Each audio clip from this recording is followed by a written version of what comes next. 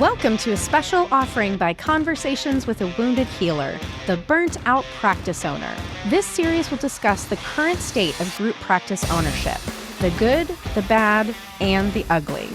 We'll hear current and former practice owners' tales of glory and woe as we attempt to answer the ultimate question, why do we do this to ourselves? And we want to hear from you too. What have been your biggest moments of struggle or triumph? What are questions you want us to explore? I'm your host, Sarah Bueno. I owned and operated my practice Head Heart Therapy for 10 years before selling in 2023. Ownership was an equally grueling and rewarding experience for me, and I now spend my time helping current practice owners find balance for themselves. Join us between releases of Conversations with a Wounded Healer for this special series.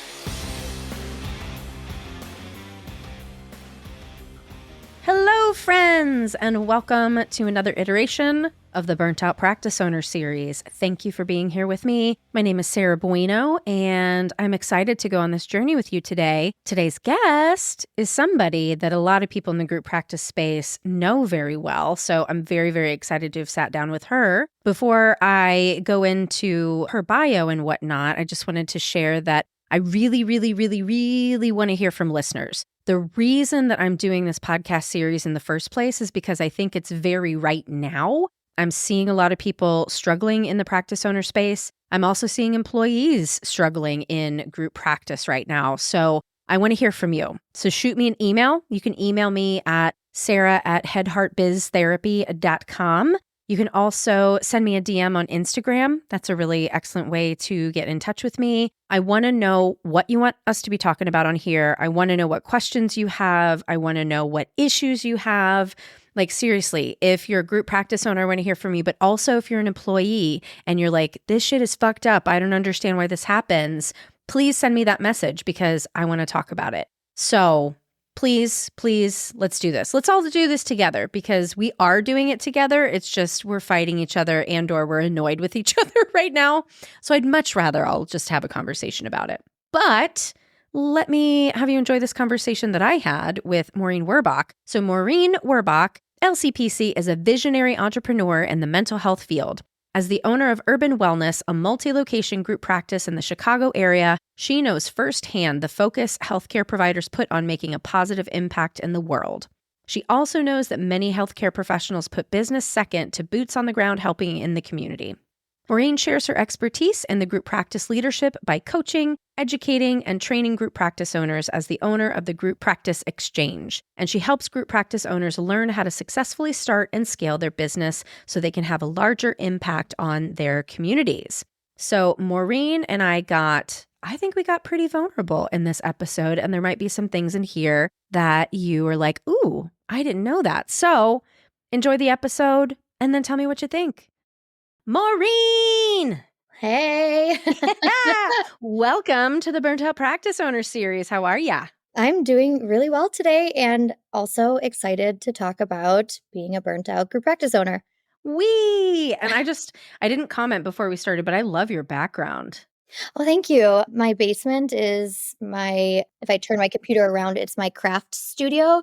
And so sometimes I work down here because then in between work stuff, I can do some, make a pair of earrings and then go back to work. I love kind of going back and forth. But behind me is all artwork that either I've drawn or purchased from local BIPOC or queer artists in the Chicago area. I love it. Amazing. Well, maybe you'll have to give me some links to stuff and we can put them in the show notes. I'll totally do that. Yeah. And we will show videos on Instagram. So if you're listening on Apple Podcasts or Spotify, sorry, you can't see, but you can look at the links. Okay. So you want to introduce yourself? Tell people what you're doing in the world? Yeah. I'm Maureen Werrbach. I am a group practice owner. I have a group practice in Chicago that I've had for since 2012. So however many years that would make it in 2024. But over 10. And I also own the Group Practice Exchange, which I have had since 2015. And that's really like a space to help group practice owners in kind of a consulting space, helping them kind of get to a space where they're a visionary and having teams that really help support them in their group practice so that they can step back a little bit. Yeah. And now you said you're offering space for people who are looking to step more into a visionary role and talk about the magazine, The Visionary. Oh, yeah. Oh, I don't have it down here. Yes. Otherwise, I would I didn't hold it wait. up for the Yes, it's right for the here. people It's watching. right here. Yay. Whee! Yeah, so as I kind of mentioned in the beginning with crafting, I am a creative and realized that I needed to find a way to bring my creative self back into my businesses. And so one of the ways that I have done it is by starting like a physical magazine. I just love the idea of like having magazines in my hand. I get subscriptions to National Geographic. Whenever I fly, I have to go into, one of the stores in the Mm, airport to get magazines. I just love the feel of kind of just turning the pages. And I'm also just so done with opening emails to read things. And so yeah. I thought, what a cool way to help group practice owners really understand what it means to be a visionary and also get other group practice owners who are really sitting in that role to share, their expertise in that magazine too. So yeah, my first issue just came out this month. Yes, and it's so rad. So, and you can get it online for people who are not tired of seeing Yes. things online. But truly, I mean, it's a beautiful little magazine. It's very Yeah. well done. It's very high quality. Yeah, I love it. We have a local company here in Chicago that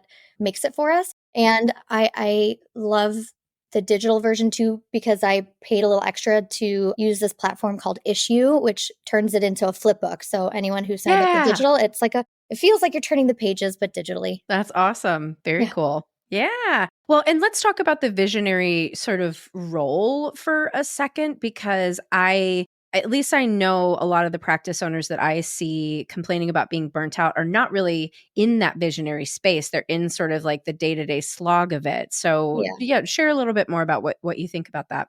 One of the antidotes to feeling burnt out as a group practice owner is stepping into the visionary role. Also, obviously, there are those that really have just kind of lived the life cycle of their business and maybe, are really ready to move on.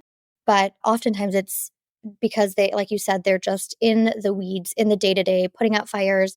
And, obviously, as a business grows, there's just so many elements to it. And so, really, people tend to, we all are visionaries. The whole idea of starting a business is a visionary idea, and it's an important role or hat that we should wear. But oftentimes, it's the one that we don't use nearly enough as we should because visionary work doesn't have like a to do list, really. It doesn't have like Right. an easy way to feel like I have fixed the issue. And so, a lot of times, it gets put on the back Right. burner. I have visioned today. Yes.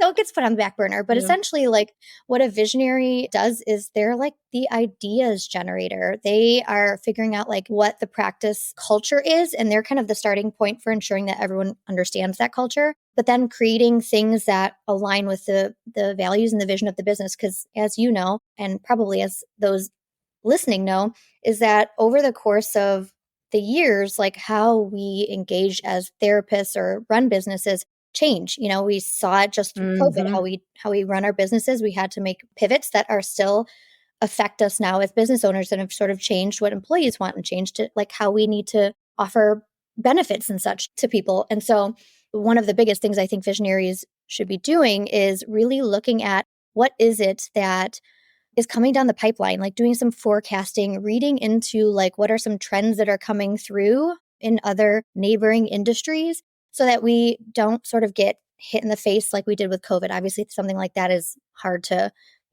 see coming, but Astrologers knew it though. that's right. But there are a lot of things related to insurance and related to online tech companies and all these other things that have been coming along for a long time. And it's if we can sit into that visionary role of doing research and just Googling and looking up what's happening. Why are insurance companies more invested in group practices these days? Realizing that there's really clear reasons for it and what that impact can be on us is how we learn how to position our businesses in a space that when those things do happen, we're still, able to stay afloat. And so that's essentially the visionary role is the thinking. I always think of it as like the thinking role.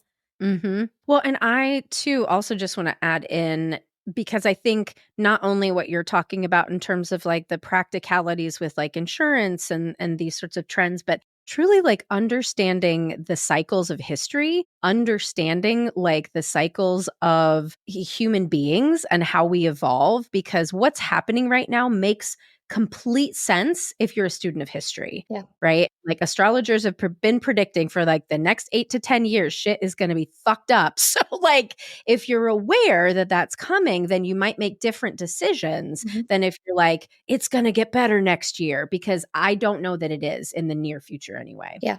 Agreed. So Yeah. I think that's what's creating a burnout for a lot of people, is that they're working too much inside their business and not doing. I always find that the visionary role is the fun role. It's really what got us started in the business, was having this vision. And so being able to step back into that is, nobody can replace us in that role. And all the other roles that we play as group practice owners, we can be easily replaced with someone else who can probably do it better than us. Right. But the vision, not. Well, let me challenge you on this, because I'm thinking about, I don't know, and this might, it's going to sound shitty when I first say it, but I'll unpack it. Yeah. I don't know that everyone who starts a group practice is a visionary. I will agree with you. Yeah. And I say that not to like, this isn't putting anybody down, but I think that's also maybe part of an indicator of whether this is the role for you or not. Right. Like when I have people come to me now, I tell them the first question is why? Why do you want to start a group practice? Because I went into it for the wrong reasons. It was really, truly codependency that made me start it, and just like, sure, I think I can do this. So I really want people to like know what they're getting into. And I also say, like, do you want to be a manager? Because that's what you're going to be doing at least for five years, right? Until you like can build up and depending on the size, whatever, but build up a leadership team. And not everybody has that desire to, I think, like leave a mark in that way. Some people like to be just a worker bee and do their shit. And we need all those worker bees too. Yeah. Yeah. So you make a good point, is that those that aren't, especially for single owner group practices, if they can't step into that visionary, someone needs to be in it. It just is that most often it's the group practice owner. And if not, it is usually because there's a misalignment and they may have gotten into it for a reason that they realize, they've lived that out in the year to 3 years that they had the practice. The other situation I will say is with dual owners, there's usually one who does feel more like they fit into that visionary role, where the other one is more in that integrator, which is like the boots on the ground, making sure all the departments and people are flowing together. So I guess that's the other caveat, is with dual owners, usually there's one that may not feel as much as a visionary and more of that kind of integrator, support people person. Yeah, that makes a lot of sense. And I think, it really, it takes both. And I think it is a rare person that can really do both of those well. Yeah. Yeah. And not be burnt out. Like, honestly though, I mean, I'd love to hear your answer to this question. I find it hard for anybody owning a business right now to not have some level of burnout, because the world is on fire. Yeah, I agree. Yeah. Yeah. It just, I mean, I think it's the case, especially if you're a liberation, anti-oppression focused person. I don't know how you can be operating any sort of business without feeling some level of burnout just over everything that's going on. So yeah, that is true. Absolutely. Yeah. Okay, so we've talked about not having space to step into a visionary role. What are some other things that you see that are leading owners into burnout that maybe they can pivot a little bit? They're working too much. They're seeing too many clients while trying to manage and hire and onboard and train, potentially still doing intakes, their billing, payroll, all of that. I think for me was, I had my first and only bout of burnout right before COVID, a year before COVID.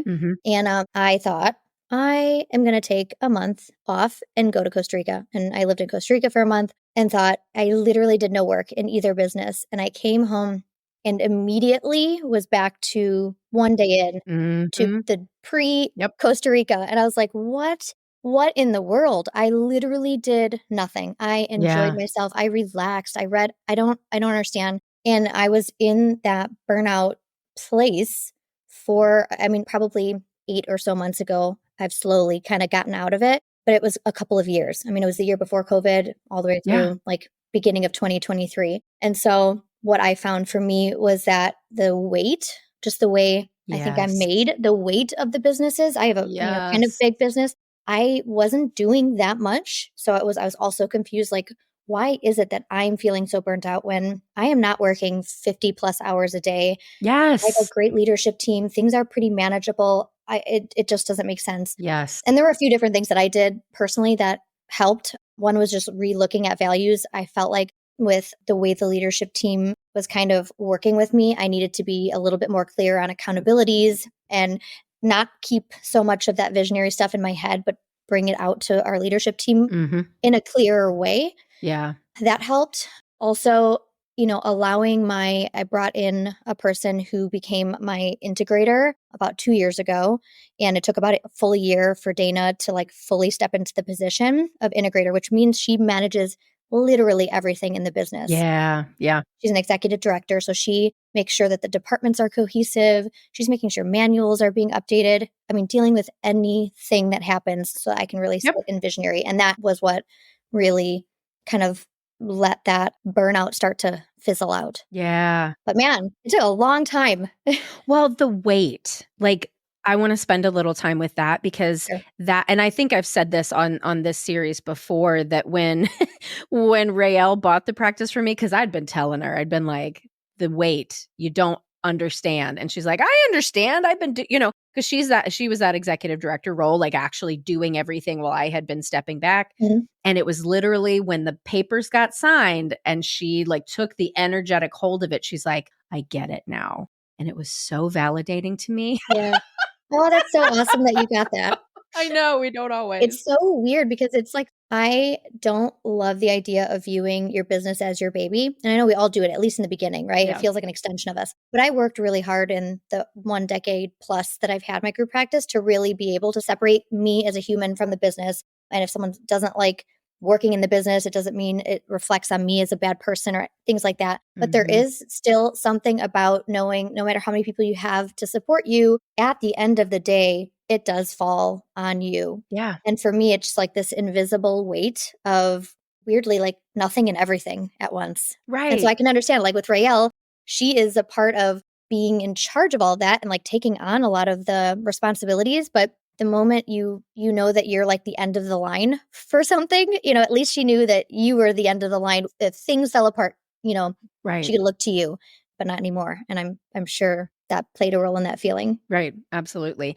And this is one of the pieces that if I could wave a magic wand, I would love for employees to just not even appreciate, but just to understand that Mm, piece because it's so different. Like I've talked to other people who have been like, really high managers in a large company. And the difference between it being you at the end of the day, who is the only one left holding the bag, and then still being able to blame like, well, the CEO is making all that money, but mhm, at the end of the day, and there seems to be because we've got a hullabaloo right now happening, at least in the Chicago groups, and I'm sure everywhere else about all employees really thinking they're being exploited financially when all of us who have done this for a while know the numbers and we know this is not exploitation. This is just simple math. And I know it feels like you're giving away, 40, 50% of your income, but this is what it takes to run a business. And I feel like there's something about it's like you're too close to the person who runs the business. right. And then you have like these expectations of them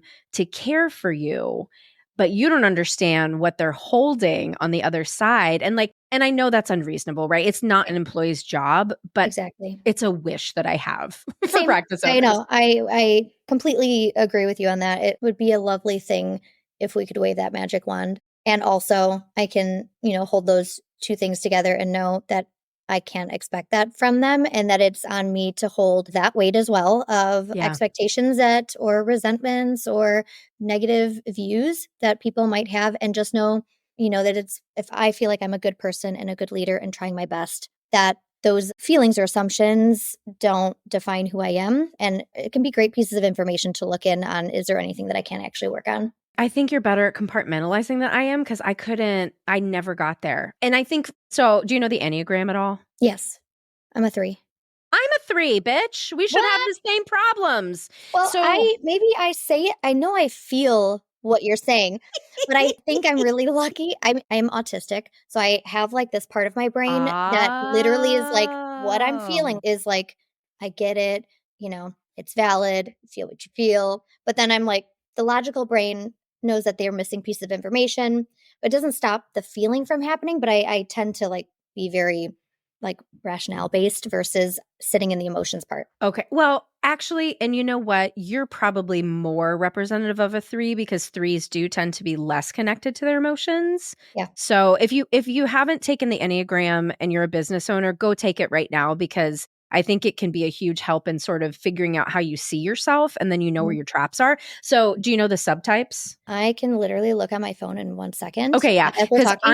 I'm a self-preservation 3, and the self-preservation is basically the counter type, so everybody thinks I'm a 7, Oh, so when they look at me, they think that I'm something else because I feel my emotions so readily, but most people who are 3s are disconnected, and that's, like, the last thing that gets to them. so I'm a 3/8. That makes so much I'm a sense. challenger is my second. Well, yes, but the subtypes are either social, sexual, or self-preservation. Where would it say this? So, the test doesn't tell you that one. Oh, darn. Okay, then I don't know. I'm a type 3 and my second is an 8. Yeah, yeah, I'm a 3, 7, 8, yeah, and sometimes a 1, but yeah, okay, so that makes total that honestly, it makes me feel better because sometimes I hear you talk on podcasts and I'm like, "But girl, this hurts. Yeah. How does this not hurt your feelings?" Well, it hurts my feelings all the time.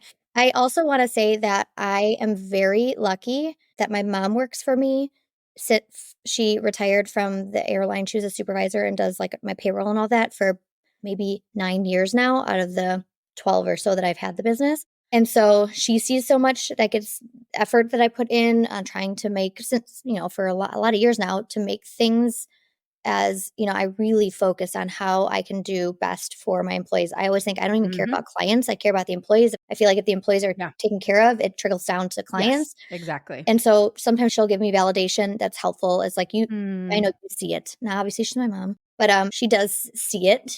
And then yeah. my integrator, my executive director, she's been friends with me since first grade. Oh my So god, yeah, really? yeah. Yeah, she was actually an intern at my group practice because Oh, she funny. she was a little bit behind af I don't think she went straight to grad school after. So she interned at my practice, then she was a clinician. I mean, she's been with me for 10 years now.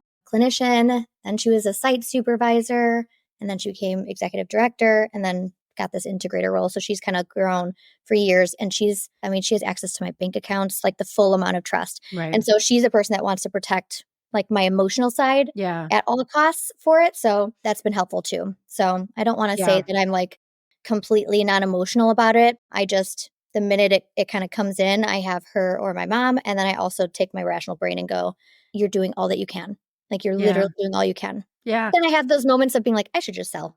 yeah. If this is what it's gonna be, then I should sell. So I wanna, normalize that too. For someone who's had a business for so long, I still have moments where I'm like, "Why? Why am I doing this still?" Yeah.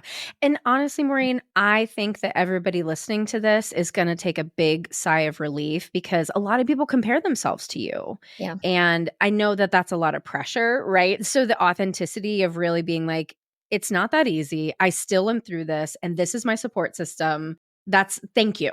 Thank you. Mm. Well, thank you for saying that. I always find it interesting that people wanna know, my opinions on these things. 'Cause I always see myself as like this, you know, purple-haired, tattooed, very small, very young-looking, person who literally just kinda winged it this whole time. I make so many mistakes constantly, Yeah. and so where I am is mainly off of a whole shit ton of mistakes. Right, right. Yeah. Yeah, I mean, I think though once you get to a certain point, and this is part of our culture right now. Like I was talking to Gabrielle, who's the last practice owner that her episode just came out, and when I first saw her website, Danielle had Mhm. introduced me to her, Danielle Kepler, and I looked at her website and I'm like, well, clearly she has it all figured out and she's doing something really well that I don't know what I'm doing. And then she and I had a conversation and she's like, girl, I know nothing. And I'm like, why are we doing this? Why do we keep making everything look so pretty and shiny and perfect when really we're just all fumbling along? Yeah. I try to be honest whenever someone brings it up. I'm like, "Oh, please don't."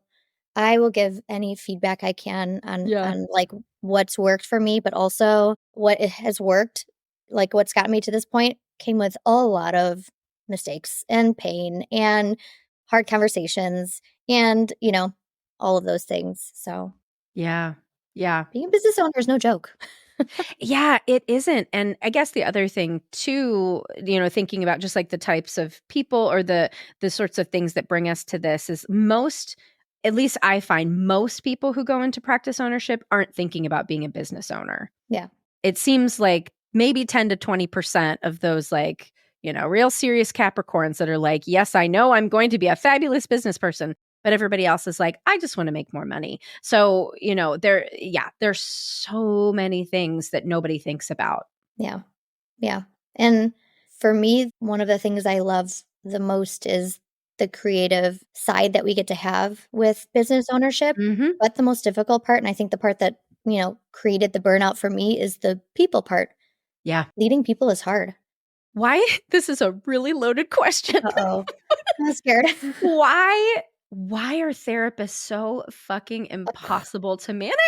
We're the worst. What But you know what? what's wrong with us? I I will double know. down to say, I think, I used to think this about like, why are therapists like, we're the worst in some ways. But then I'm like dealing with group practice owners all the time too. I'm like, also group Yeah. practice owners are not all that great either. Yeah. And so I think it's just the more you're around something, the more you see, you Yeah. know, how much crap there is. But there's crap in all of it. I think of my ex-husband's a teacher and he talks about all the teachers that he's like, I cannot believe Yeah. they're allowed to teach. And I'm like, there's the same in the therapy world. I mean, Yeah. it's so hard when I find therapists for myself or for my kids. I'm 9 times out of 10, I'm like, oh, it's gonna be so hard to find a good one. Like, Right. and then when working with group practice owners, I'm, lucky enough to be getting into spaces where I'm really values aligned and the right people are coming in. But for a long time as a coach, I was just like, you should not own a group practice. Like Yeah. you are going to be causing harm to your employees. Yeah. You have entitled thought Yep. processes, you're wanting to, all these things. And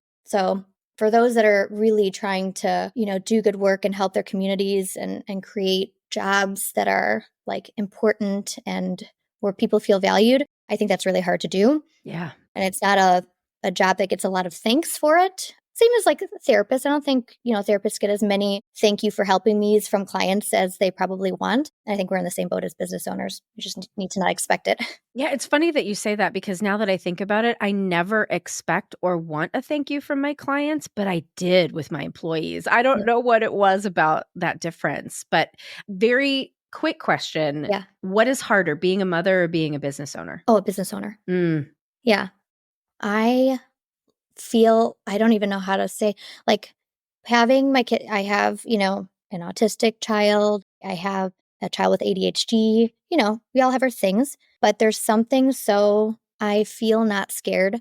I feel scared about the outside world with my kids, but I don't Mhm. feel scared about who I am as a parent. And I think Mm. similar to like my business owner brain, I can rationalize like I'm going to make mistakes and I'm going to accept feedback.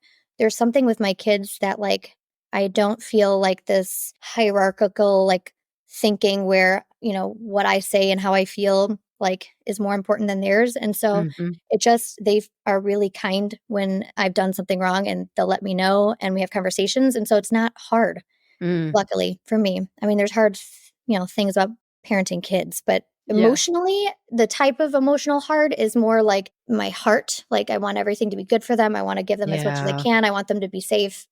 That's hard. But having employees is hard because they don't love you.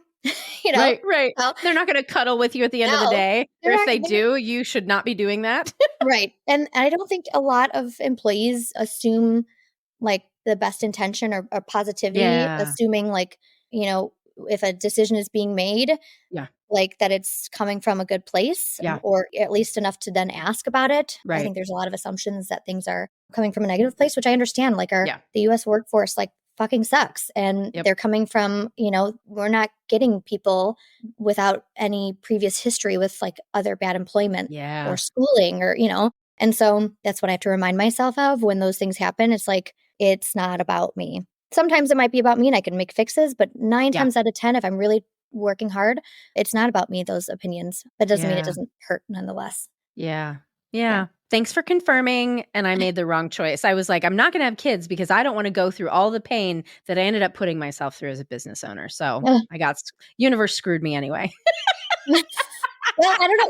Maybe this should be the question you ask any person on the Burnt Out series here who has kids which is harder. Because I would love to know if this is just a me thing or if this is a common thread. I mean, I've asked other people before. Yeah. And they've said that business ownership. Yeah. So harder. Okay. It tracks. Yep.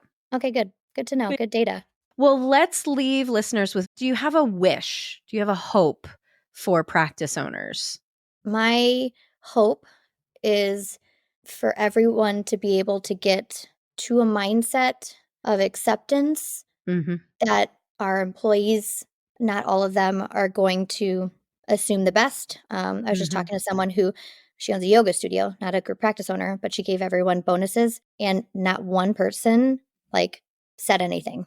And she's like, it was so hard and and it was financially not the easiest thing. And she's like, not one person said something. And my rational brain goes, don't do something with the expectation of something in return. But the emotional part of me would be like, oh, that fucking sucks. I would be like, that hurts. Hello guys, did you guys see that extra money in your paycheck? So I guess my wish or my hope would be that whatever magic voodoo needs to happen for all of us to be able to feel secure in ourselves and confident and really believe that we're doing good in the world despite what anything else might trickle on around us. That would be my hope because I feel like that plays a big role in burnout and is sometimes a driver of bad decision making too, Yeah.